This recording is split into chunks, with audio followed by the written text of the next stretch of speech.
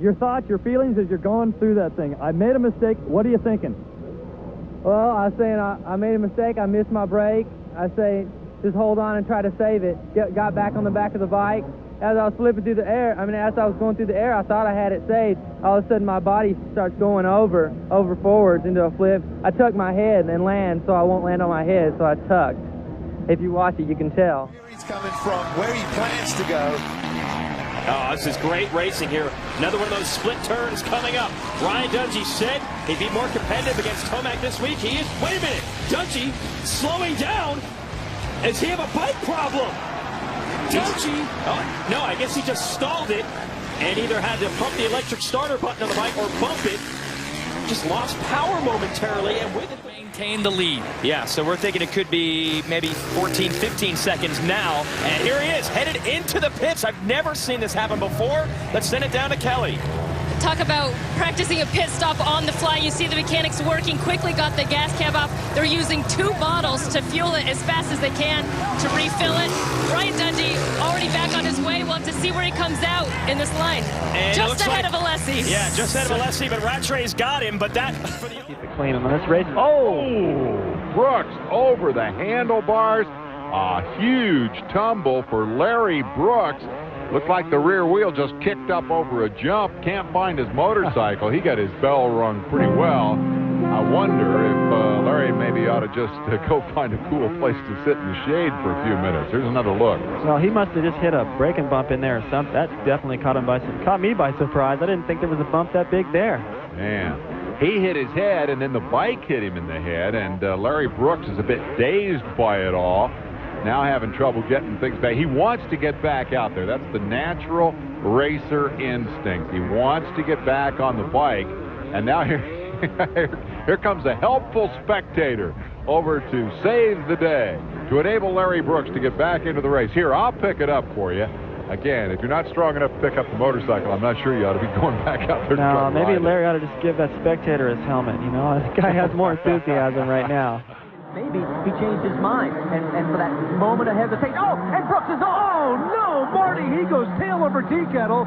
He is up, and he is wobbly. He looks like a prize fighter that just took the right jab to send him down.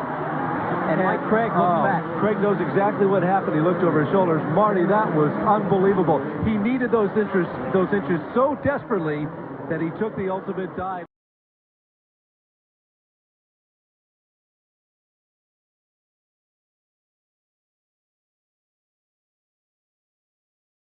He's off, holding his left arm.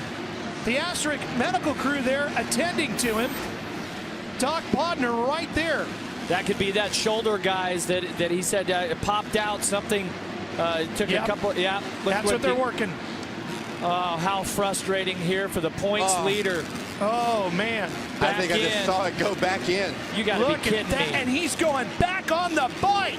How tough is this young guy? Is it legal? It's impressive, whatever it is. Yeah, I've never had a shoulder pop out like that, but I've talked to riders that have, and they say, yeah, once it's back in, you're fine. But he looks like he's going to be pretty weak, if you ask me. He is 17 years of age and tough as nails, not only mentally, but physically. The local boy takes the checkered flag. He lives just across the Indiana border, and Kudrowski right behind him. Oh, and Kudrowski flicks his motorcycle at LaRocco after they cross the finish line. Ooh, you can bet the tempers are flaring now. The Team Kawasaki guys and the AMA officials jump in between them. I've never seen that before. Kudrowski just stepped. Watch what happens to LaRocco. Doug Henry's bike right into the side of him. And look at how twisted the front end of LaRocco's bike gets. His body's obviously twisted just as bad. He sat there in pain, had the wind knocked out of him.